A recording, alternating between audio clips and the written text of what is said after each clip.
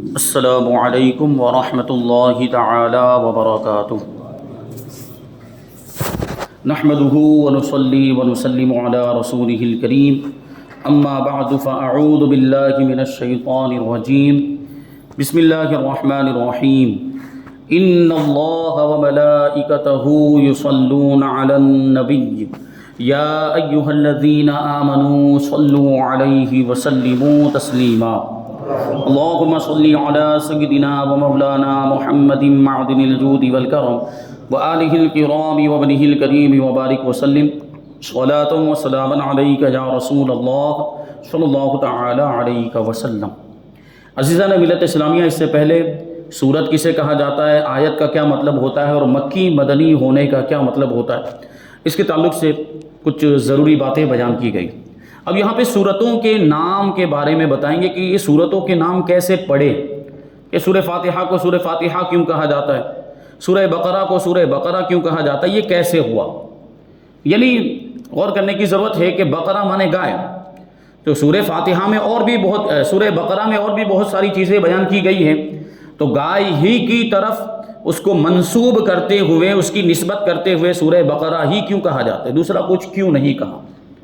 تو ان ساری باتوں کو یہاں پہ شامل کریں گے۔ فرماتے ہیں کہ قرآن پاک کی سورتوں کے نام اس کے بعض مضامین یا بعض مقاصد یا بعض الفاظ سے رکھ دیے جاتے ہیں، یعنی بعض مضامین کے اس کے اندر جو کچھ بیان کیا گیا، بہت ساری چیزیں، بہت سارے واقعات، یعنی کسی ایک واقعے کی طرف نسبت کر دی جاتی ہے، ایک مضمون کی طرف کبھی نسبت کر دی جاتی ہے۔ جیسے سورہ بقرہ کے اندر بہت ساری چیزیں بیان کی گئی، لیکن گائے والا واقعہ بھی بیان کیا گیا، بنی اسرائیل کی گائے کا واقعہ سورہ بقرہ کے اندر موجود ہے، اور عربی میں بقرہ کا مطلب ہوتا ہے گائے، تو اسی واقعے کی طرف نسبت کرتے ہوئے سورہ بقرہ کا نام یہ سورہ بقرہ رکھ دیا۔ اور پھر نام رکھنے کے لیے تھوڑی سی بھی نسبت کافی ہوتی ہے، کسی بھی چیز کا نام رکھنے کے لیے تھوڑی سی نسبت مل جائے تو نام رکھنا درست ہو جاتا ہے۔ اور یہ دنیا کے اعتبار سے بھی ہم دیکھ سکتے ہیں، کسی بھی چیز کا نام رکھنا ہو تو وہ ضروری نہیں ہے کہ وہ نام پورے طور پر اس پر صادق کر، بلکہ انسانوں کے نام میں تو اور زیادہ بھی یہ ضروری نہیں ہے۔ انسانوں کے نام رکھے جاتے ہیں تو یہ ضروری ہوتا ہی نہیں کہ جو نام کا مطلب نکل رہا ہے وہ اس کے اندر پایا بھی جاتا ہو، بلکہ بچہ جب پیدا ہوتا ہے ہمیں پتہ ہی نہیں ہوتا کہ یہ بڑا ہو کر کیسا بننے والا ہے، یہ بڑا ہو کر نیک بنے گا، یہ بڑا ہو کر نمازی بنے گا، یا بڑا ہو کر گنڈا بنے گا، یا بڑا ہو کر شرارتی بنے گا، ہمیں پہلے سے کچھ بھی پتہ نہیں ہوتا۔ اور نام ویسے رکھے جاتے ہیں، بہت اچھے معنی والے نام بھی رکھے جاتے ہیں، اور اچھے معنی والے نام ہی رکھنے چاہیے جس کا اچھا مطلب نکلتا ہو، یعنی سب سے پہلے تو جس کا کوئی مطلب نکلتا ہو۔ اب تو بہت سے ایسے نام رکھے جاتے ہیں جس کا کوئی مطلب ہی نہیں ہوتا، بہت سے ایسے سوال آتے ہیں کہ فلاں نام، یہ فلاں نام، حضرت یہ اس کا مطلب کیا ہوگا؟ اب ہم ڈھونڈتے رہ جا رہے ہیں، ہم عربی کے اندر بھی دیکھ رہے ہیں اس کو، ہم فارسی کے اندر بھی دیکھ رہے ہیں، ہم انگریزی میں بھی دیکھ رہے ہیں، اب سریانی اور عبرانی تو آتی نہیں ہم کو، یا ترکی زبان تو آتی نہیں۔ ایک صاحب آ گئے ہمارے پاس، وہ نام لے کر آئے، میں نے کہا میں نے عربی میں ڈھونڈا، میں نے فارسی ڈکشنری میں بھی دیکھا، میں نے اردو میں بھی دیکھا، میں نے جو زبانیں ہم کو آتی ہیں وہ ہم نے اس میں تلاش کیا، تو مجھے نہیں ملا، یہ نام نہیں رکھنا چاہیے۔ میں نے ان کو کہہ دیا کہ بھائی جب یہ کسی زبان کے اندر اس کا کوئی مطلب ہی نہیں نکل رہا ہے تو یہ نام رکھنے کا کیا فائدہ پھر؟ تو وہ صاحب تھوڑے دن کے بعد آئے اور کہنے لگے حضرت جو نام جس کے بارے میں میں نے آپ کو سوال پوچھا تھا وہ ترکی زبان کا لفظ ہے۔ تو میں نے کہا بھائی میرے کو ترکی نہیں آتی ہے تو میں کیسے بتاؤں آپ کو کہ اس کا کیا معنی اور کیا مطلب ہوتا ہے۔ اور پھر میں نے ان کو پوچھا سامنے سے کہ آپ یہ جو بات کہہ رہے ہیں کہ یہ ترکش لینگویج کا یہ لفظ ہے تو یہ آپ کو کیسے پتا چلا؟ بولے گوگل پہ سرچ کیا۔ ابھی تو سب سے بڑا مفتی نے گوگل ہی ہے، بات حقیقت ہے، جو کچھ بھی مسئلہ پیش آتا ہے وہ فوراً موبائل ہاتھ میں تو ہوتا ہی ہے، بس اس میں ڈالا کہ کیا لوگ اب نام بھی گوگل پہ تلاش کر رہے ہیں۔ اور بہت سے ایسے بچوں کے نام ہمارے سامنے ہیں، میں بیان نہیں کروں گا ورنہ ان کا ایپ کھل جائے گا، تو انہوں نے گوگل پہ سرچ کر کے اپنے بچے کا نام رکھا ہے، گوگل پہ سرچ کر کے۔ تو علماء موجود ہیں آپ کے پاس، مفتیان کرام، ان کو جا کر پوچھو نا کون سا نام رکھنا ہے کون سا نہیں رکھنا ہے، اور گوگل پہ سرچ کرتے ہیں۔ گوگل پہ تو صحیح معلومات بھی ہے، غلط معلومات بھی ہے، اور غلط معلومات زیادہ ہے، غلط معلومات زیادہ ہے۔ آپ سرچ کریں گے تو بہت ساری ہزاروں چیزیں آپ کے سامنے آ جائیں گی، تو آپ کیسے فیصلہ کر سکتے کہ کون سا صحیح کون سا غلط ہے؟ اب بس اس میں سے اٹھا لیتے ہیں، بھائی گوگل پہ تھا تو ہم نے رکھ دیا، یہ کوئی بات ہوتی ہے؟ اچھا بعض لوگوں کو تو بتایا بھی گیا کہ یہ نام مت رکھو، پھر بھی رکھا، اللہ کی پناہ۔ اب سنگروں کے ناموں پر نام رکھے جا رہے ہیں، ایکٹروں کے ناموں پر نام رکھے جا رہے ہیں، اداکاروں پر، تو بتاؤ وہ بچہ بھی اداکار نہیں بنے گا تو کیا بنے گا؟ وہ بچہ بھی آگے چل کر ایسا بھانڈ نہیں بنے گا تو کیا بنے گا؟ یہ نچنیے قسم کے لوگ جو ہیں، یہ جن کا کام ہی یہ بے حیائی، تب ایسے لوگوں کے ناموں پر نام رکھے جائیں گے تو ہمارا بچہ بے حیا نہیں ہوگا تو کیا ہوگا؟ ہمارے بزرگ تو فرماتے ہیں کہ اچھے نام رکھو کہ نام کا شخصیت پر اثر ہوتا ہے، جیسا نام ویسی برکت۔ اور ہم نے سنگروں کے نام پر، ایکٹروں کے نام پر نام رکھے ہوئے ہیں تو پھر کیا اثر ہوگا؟ برا ہی اثر ہوگا۔ تو ایسے نام، تو میں نے وہ ان کو پوچھا کہ یہ آپ نے کہاں سے جانا کہ یہ ٹرکش لینگویج کا جو لفظ ہے یہ آپ نے، تو کہتا ہے میں نے اس میں گوگل کے اندر سرچ کیا۔ اب یہ بھی تو بات قابل غور ہے کہ اس میں گوگل میں لکھ دیا ہے کہ یہ ٹرکش لینگویج کا، اب وہی آدمی بتا سکتا ہے نا کہ جو اس زبان کا، ترکی زبان کا ماہر ہو کہ واقعی ترکی زبان میں اس لفظ کا یہ معنی ہوتا ہے۔ اب یہ ہم کیسے پتہ لگا سکتے ہیں؟ ہمیں معلوم نہیں ہو سکتا جب تک ہم ترکی زبان کی معلومات حاصل نہ کریں، ترکی زبان نہ سیکھیں، تب تک ہمیں نہیں پتہ چل پائے گا کہ یہ ترکی زبان کا لفظ ہے۔ ایسے معاملات ہمارے سامنے پیش آتے ہیں۔ ابھی ہمارے ہندوستان میں، بر صغیر میں، سب کانٹیننٹ میں عام طور پر جو نام رکھے جاتے ہیں وہ یا تو عربی زبان کے ہوتے ہیں، یا فارسی زبان کے ہوتے ہیں، یا اردو زبان کے ہوتے ہیں عام طور پر۔ تو ہمیں اسی طریقے کو فالو کرنا چاہیے نا۔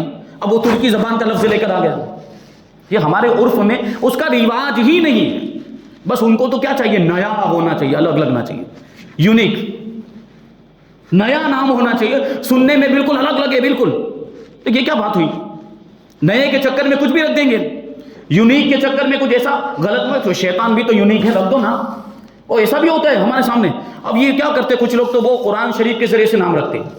قرآن شریف کھولا، آنکھ بن کے انگلی رکھی، جہاں انگلی پڑی وہ نام، ابلیس پہ انگلی پڑی تو ابلیس۔ ایسی جہالت ہے، ایسی جہالت ہے۔ جو بھی، اب ظاہر سی بات ہے قرآن شریف میں تو شیطان کا بھی ذکر ہے کہ نہیں؟ قرآن مجید میں جہنم کا بھی ذکر ہے، جہنم کے مختلف نام آئے ہیں۔ ابھی وہ جہنم کے نام پر انگلی پڑ گئے تو کیا جہنم نام رکھ دیں گے؟ یا سقر آیا ہے، جہنم کا ایک نام سقر، سننے میں بہت اچھا لگتا ہے، اوہ محمد سقر، معاذ اللہ، ہو ہی نہیں سکتا۔ محمد صلی اللہ علیہ وسلم ہمارے آقا کا نام، اور سقر جہنم، اس کو اس کے ساتھ جوڑ ہی نہیں سکتے۔ سقر کو حضور پاک صلی اللہ علیہ وسلم کے نام کے ساتھ جوڑنا حرام، اور اگر اس کا معنی جانتے ہوئے بھی جوڑا ہے تو کفر بھی ہو سکتا ہے۔ سوچیں آپ، یعنی یہ جو، اب ایک بات میں آپ کو بتاؤں، یہاں پہ بات آ گئی ہے تو، کیونکہ کبھی کبھی کچھ ضروری باتیں ایسی جو الگ سے بیان کرنی پڑتی ہے۔ ابھی نام آپ رکھیں نا تو یہ بات ذہن میں رہنی چاہیے کہ اگر وہ نام، جیسے ہم عام طور پر محمد لگاتے ہیں اور اس کے ساتھ کوئی دوسرا نام ہوتا ہے، ٹھیک ہے، جیسے میرے فقیر کا نام محمد سلیم، ٹھیک ہے، تو اب اس کو جملہ بنا کر سیٹ کریں، محمد سلیم، اس کو جملہ بنائیں۔ جملہ بنائے گا کیا مطلب؟ محمد سلیم ہیں، محمد صلی اللہ علیہ وسلم سلیم ہیں، تو سلیم کا مطلب ہوتا ہے عقل مند، سلیم کا مطلب ہوتا ہے سلامتی والا، تو حضور پاک صلی اللہ علیہ وسلم کی طرف اس کی نسبت ہو سکتی ہے، تو ایسا نام رکھنا جائز ہے۔ لیکن اگر جملہ بنانے کے بعد معنی سیٹ نہ ہوتا ہو تو پھر جائز نہیں ہے۔ یا آپ خود غور و فکر کر کے دیکھ سکتے ہیں کہ کوئی نام ایسا ہے کہ اس کو محمد کے ساتھ جوڑ کر دیکھا جائے اور اس کو ایک جملہ بنا کر دیکھا جائے تو حضور پاک صلی اللہ علیہ وسلم کی طرف اس کی نسبت یہ جائز نہ ہو، مناسب نہ ہو، اور وہ معنی سیٹ نہ ہوتا ہو تو پھر وہ نام رکھنا جائز نہیں ہے۔ جیسے ایک نام ہمارے سامنے آیا کہ نام رکھنا چاہیے محمد عرش، محمد عرش، انہوں نے پوچھا کہ محمد عرش نام رکھنا کیسا ہے؟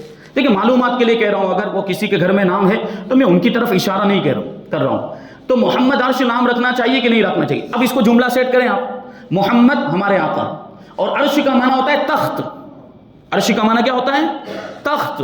اب اس کا مطلب کیا ہو جائے گا؟ محمد عرش، اس کو جملہ بنایا عربی کے اندر محمد عرش، یعنی محمد صلی اللہ علیہ وسلم تخت ہیں، معنی سیٹ ہوا؟ حضور تخت ہیں کیا؟ نہیں ہے۔ اس لیے میں نے ان کو یہ مشورہ دیا کہ آپ یہ محمد عرش، یعنی یہ لفظ اگر لانا ہی چاہتے ہیں تو آپ اس کو تھوڑا تبدیل کر دیں، ترتیب بدل دیں، یعنی عرش کو پہلے لے کر آ جائیں اور یوں نام رکھیں عرش محمد۔ کیا نام رکھیں؟ عرش محمد۔ تو اب کیا مطلب ہو جائے گا؟ محمد صلی اللہ علیہ وسلم کا تخت۔ اب معنی درست ہو گیا کہ نہیں؟ تو اس طرح نام سیٹ کر کے دیکھیں کہ اس کا معنی درست ہوتا ہے کہ نہیں، جملہ بنانے کے بعد جملہ صحیح بنتا ہے کہ نہیں، پھر وہ نام رکھیں۔ اور ایسے ایسے نام آ گئے اللہ کی پناہ۔ اور کسی ہیرو نے اپنے بچے کا نام رکھا تو اب وہ شروع ہو گیا، بس رکھا جا رہا ہے ہیرو کے بچے کے نام، کیسے برکت آئے گی؟ بزرگوں کے ناموں پر نام رکھا جائے۔ اب ہاں چلیے، بات ہوتی ہے کہ بھائی الگ نام چاہیے، یونیک نام چاہیے، یہ تو آج بھی بہت سارے صحابہ کرام کے نام ایسے، تقریباً 1,24,000 صحابہ کرام تھے، 1,24,000، تو ان کے نام ہے کہ نہیں؟ ان کے بہت سارے ایسے نام ہیں جو نہیں رکھے گئے، آج تک نہیں رکھے جاتے ہیں عام طور پر۔ وہ تلاش کریں، علماء سے پوچھیں، آپ کو بتائیں گے یہ نام صحابہ کا نام، تو یونیک کا یونیک بھی ہو جائے گا، برکت کی برکت بھی ہو جائے گی، بزرگوں کے نام پر جو نام رکھنے کا حکم ہے اس حکم پر عمل بھی ہو جائے گا۔ یونیک چاہیے تو آپ ڈھونڈے تو صحیح، یہ ایکٹروں کے نام کیوں لے لیے جاتے ہیں اور بے برکتی کا سامان مہیا کر دیتے ہیں اپنے بچوں کے لیے۔ بہرحال ہم مسلمان ہیں تو ہمیں اسلام کے مطابق چلنا ہے، ہمیں شریعت کے مطابق چلنا ہے، رسول پاک صلی اللہ علیہ وسلم کی سنتوں کے مطابق چلنا ہے۔ حضور پاک صلی اللہ علیہ وسلم نے حضرت امام حسن اور حضرت امام حسین کا نام خود رکھا اور ارشاد فرمایا کہ یہ دونوں جنتی نام ہیں، اور یہ دونوں نام ان دونوں شہزادوں سے پہلے کسی کے نہیں ہوئے۔ اور حسن اور حسین کتنے پیارے نام، کتنے پیارے نام، ان سے پہلے کسی کے نہیں، لیکن جب یہ شہزادوں کے نام ہو گئے تو کروڑوں کے ہیں اب یہ نام، کروڑوں کے نام۔ کیوں؟ حسن حسین۔ ہم اپنے پرانے زمانے میں جائیں، تھوڑا سا 20-25 سال پہلے جائیں تو کتنے غلام حسین ہیں، کتنے غلام حسن ہیں ہماری گلی کے اندر، ہمارے محلے کے اندر۔ تو یہ بزرگوں کی طرف غلام حسین، غلام حسن کا کیا مطلب ہوا؟ حسین کا غلام، حسن کا غلام، غلام محمد کا کیا مطلب ہوا؟ محمد صلی اللہ علیہ وسلم کا غلام۔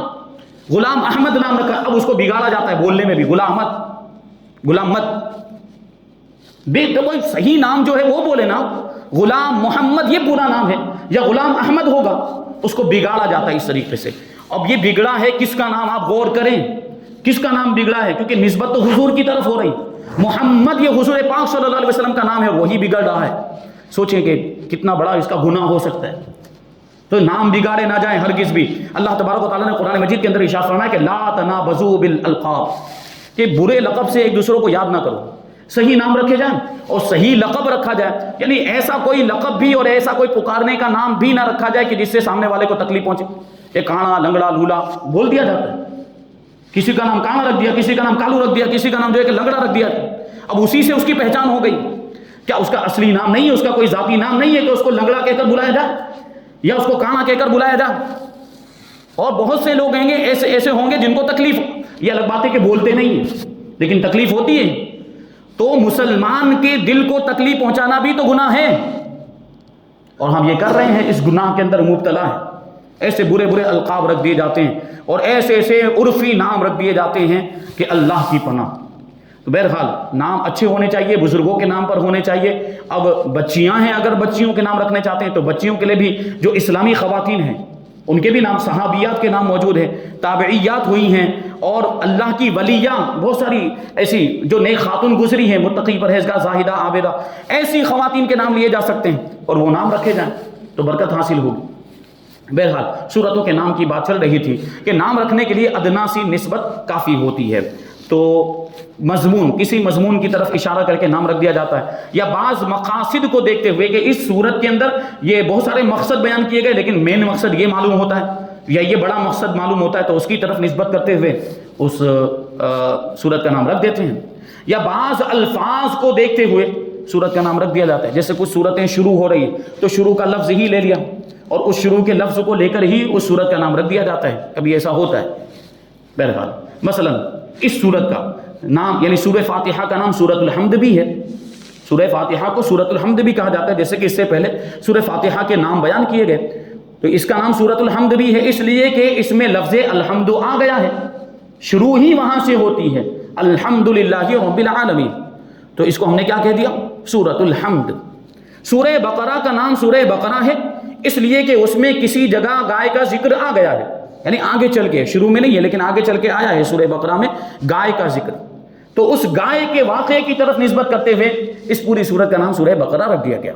اور قل هو اللہ کا نام سورہ اخلاص ہے، قل هو اللہ احد کی جو سورت ہے اس کا نام کیا ہے؟ سورہ اخلاص، اس لیے کہ اس کا مقصود ہے اپنے دین کو خالص اللہ کے لیے کر دینا، یعنی ہم ایک اللہ کے ہو جائیں، ایک اللہ ہی کی عبادت کریں اور اللہ کے سوا کسی کو معبود نہ سمجھیں، یہی توحید ہے، اور یہی سورہ اخلاص کے اندر بیان کیا گیا، یعنی اپنے دین کو اللہ تعالیٰ کے لیے خاص کر دینا، خالص کر دینا۔ تو اس میں چونکہ توحید کا ذکر ہے، توحید کا بیان کیا آتا ہے؟ قل هو اللہ احد، اے محبوب آپ فرما دیں کہ اللہ ایک ہے، اللہ الصمد، اللہ بے نیاز ہے، نہ اس کا کوئی باپ ہے نہ اس کا کوئی بیٹا ہے اور اس کا کوئی ہم پلہ بھی نہیں، کوئی برابر والا بھی نہیں، اس کا کوئی شریک نہیں ہے۔ تو یہ اس کے اندر توحید کا بیان ہے۔ تو یہ اخلاص ہو گیا، گویا کہ اپنے آپ کو اللہ تبارک و تعالیٰ کے لیے، اپنے دین کو اللہ تبارک و تعالیٰ کے لیے خالص کرنا۔ تو اخلاص کا یہی معنی ہوتا ہے۔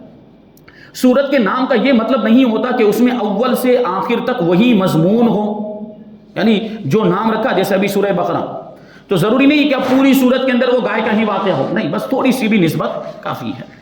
سورہ بقرہ میں صدہا مضامین بیان ہوئے، بہت ساری چیزیں بیان کی گئی، مگر اس کا نام سورہ بقرہ رکھا گیا، یعنی ایک واقعے کی طرف نسبت کرتے ہوئے سورہ بقرہ رکھ دیا گیا۔ اس کی مثال یوں سمجھو کہ طبیب، ڈاکٹر اپنی مرکب دواؤں کے نام مختلف حیثیت سے رکھتے ہیں۔ پرانے زمانے میں طبیب ہوتے تھے، حکیم ہوتے تھے، وہ اپنے ہاتھوں سے دوائیں بناتے تھے، تو وہ دواؤں کے نام اپنے اعتبار سے رکھتے تھے جو ان کو سمجھ میں آتا تھا۔ ایک دوا کا نام ہے جوارش کمونی، یعنی زیرے کی جوارش، زیرے کا پاؤڈر، زیرے سے وہ لوگ دوا بناتے تھے۔ طبیب اور حکیم، آج بھی ہو سکتا ہے یہ دوا بنتی ہو، لیکن ہماری معلومات میں نہیں، کیونکہ ہم نے وہ حکمت والا علاج کروانا ہی بند کر دیا۔ ابھی تو ہم لوگ بس وہ انگریزی دوا پر بھروسہ کر رہے ہیں۔ بہرحال تو زیرے، جوارش کا معنی زیرہ، زیرے کا پاؤڈر، اور یہ زیرے کے ذریعے سے دوا بنائی جاتی ہے۔ تو اس کا مطلب یہ نہیں ہے کہ اس میں صرف زیرہ ہی ہے، اور دوائیں بھی اس کے اندر ہوتی ہیں، یعنی اور دوسری چیزیں بھی زیرے کے ساتھ شامل کی جاتی ہیں، لیکن چونکہ زیرہ زیادہ مقدار میں ہوتا ہے، اس لیے زیرے کی طرف نسبت کرتے ہوئے اس کو جوارش کمونی کہہ دیا۔ بات سمجھ میں آئی؟ تو مگر ایک جز سے اس کا نام رکھ دیا گیا، یعنی زیرے کی طرف منسوب کرتے ہوئے اس کا نام رکھ دیا گیا۔ ایک دوا کا نام ہے شربت شفا۔ شربت شفا، شربت یعنی پینے والی چیز، اس لیے ہم جو عام طور پر وہ شربت بول دیتے ہیں وہ بھی ایک پینے والی چیز ہی ہوتی ہے۔ اب شربت شفا میں یہ پینے والی دوا ہوتی ہے، اس کے اندر بہت ساری جڑی بوٹی وغیرہ شامل کر کے اس کو سیال بنایا جاتا ہے، یعنی وہ بہنے والی ہوتی ہے جس کو پیا جا سکے، اس لیے اس کو شربت کہا۔ اب بات یہاں پہ آ جاتی ہے کہ چونکہ اس دوا سے شفا مقصود ہوتی ہے کہ یہ دوا پیے تو شفا حاصل ہو جائے، اور اسی وجہ سے اب اس کا نام ہی رکھ دیا شربت شفا۔ حالانکہ یہ ضروری بھی نہیں ہے کہ دوا پینے کے بعد شفا حاصل ہو ہی جائے گی، ایسا ضروری نہیں، پھر بھی نام رکھ دیا ہے تو تھوڑی سی نسبت کافی ہو۔ بعض دواؤں کا نام تریاق ہوتا ہے، تریاق نزلہ۔ تریاق کا معنی بھی وہ بیماری کو کاٹنے والی دوا، علاج۔ تو اس کا مقصد یہ ہے کہ یہ دوا نزلہ میں استعمال کی جائے۔ نزلہ مطلب وہ ناک بہنے کی بیماری ہو جاتی ہے، بہتی رہتی، دائمی نزلہ ہوتا ہے۔ کبھی تو وہ سردی زکام، یہ تو نارمل ہوتا ہے، ایک دائمی نزلہ ہو جاتا ہے جو ہمیشہ ناک بہتی رہتی، تو اس کے لیے کچھ دوائیں بنائی جاتی ہیں، اس کو کہا جاتا ہے تریاق نزلہ۔ اب چونکہ یہ دوا جو ہے نزلے میں استعمال کی جا رہی ہے، زکام سردی وغیرہ کے لیے استعمال، تو اب بیماری کی طرف نسبت کرتے ہوئے اس کا نام رکھ دیا گیا۔ کبھی جو ہے کہ دوا کے اجزاء کی طرف نسبت کرتے ہوئے نام رکھ دیا جاتا ہے، کبھی بیماری کی طرف نسبت کرتے ہوئے نام رکھ دیا جاتا ہے۔ تو یہاں دیکھیں کہ بیماری کی وجہ سے اب اس کا نام رکھ دیا گیا۔ جس طرح کے طبیب اپنی دواؤں کے نام چند وجہوں سے رکھتے ہیں، ایسے ہی طبیب روحانی نے، یعنی اللہ تبارک و تعالیٰ نے اپنے قرآن پاک کی سورتوں کے نام چند وجہوں سے رکھے۔ اس کا بہت خیال رہے، یعنی بات ذہن میں رہے کہ کوئی بھی ایک مضمون کی طرف یا کوئی بھی ایک لفظ کی طرف نسبت کرتے ہوئے نام رکھ دیا گیا۔ سورہ فاتحہ کی آیتیں، یہ سب مانتے ہیں کہ سورہ فاتحہ میں 7 آیتیں ہیں، اور اس کا نام ہی سبع مثانی ہے، یعنی بار بار پڑھی جانے والی 7 آیتیں۔ قرآن مجید میں بھی سورہ فاتحہ کے لیے یہ لفظ آیا ہے، تو سبع مثانی حدیث میں بھی آیا، لیکن اس میں اختلاف ہے کہ 7 آیتیں کون سی ہیں۔ حضرت امام شافعی رحمۃ اللہ تعالی علیہ کے نزدیک بسم اللہ پہلی آیت ہے، اور صراط الذین سے ولضالین تک یہ ایک ہی آیت ہے، یعنی ان کے نزدیک علیہم پر وقف نہیں ہے۔ کہاں علیہم؟ اہدنا الصراط المستقیم صراط الذین انعمت علیہم، یہاں آیت نہیں ہے ان کے نزدیک، یعنی یہ ایک آیت کا حصہ ہے، غیر المغضوب، یہ دونوں ملا کے ایک پوری آیت بنتی ہے، اور ہمارے نزدیک یہاں پر وقف ہے، یعنی یہاں پر ایک آیت پوری ہو جاتی ہے۔ اچھا، تو امام شافعی نے جب اس دونوں جز کو ملا کر ایک آیت مانا، صراط الذین انعمت علیہم غیر المغضوب علیہم ولا الضالین، اس کو پوری آیت انہوں نے مانا۔ تو اب اس اعتبار سے ہم دیکھیں الحمد سے اگر شمار کریں تو پھر 6 ہی آیتیں ہوتی ہیں، تو انہوں نے بسم اللہ کو بھی شامل کیا۔ امام شافعی نے بسم اللہ کو بھی سورہ فاتحہ کی آیت مانا، بلکہ امام شافعی کا مذہب یہ ہے کہ ہر سورت کے شروع میں جو بسم اللہ لکھی وہ اس سورت کا حصہ ہے، یعنی وہ اس کو اس سورت کی آیت مانتے ہیں۔ تو یہاں پر بھی سورہ فاتحہ کے اندر بھی انہوں نے بسم اللہ کو سورہ فاتحہ کی آیت مانا، تو اس اعتبار سے ان کے نزدیک 7 آیتیں ہوں گئی۔ لیکن حضرت امام اعظم ابو حنیفہ رضی اللہ تعالیٰ عنہ کے نزدیک یہ بسم اللہ ہر سورت کی آیت نہیں ہے، بلکہ یہ صرف فصل کرنے کے لیے، یہ امتیاز ہو جائے، ایک صورت دوسری صورت سے الگ معلوم ہو، اس لیے بسم اللہ کو لکھ دیا گیا. اور امام اعظم ابو حنیفہ کے نزدیک الحمدللہ سے لے کر یہ الحمدللہ رب العالمین پہلی آیت اور صراط الذین انعمت علیہم پر امام اعظم کے نزدیک وہاں پر وقف ہے، یعنی وہاں پہ ایک آیت پوری ہو جاتی ہے. اور غیر المغضوب علیہم یہ دوسری آیت ہے.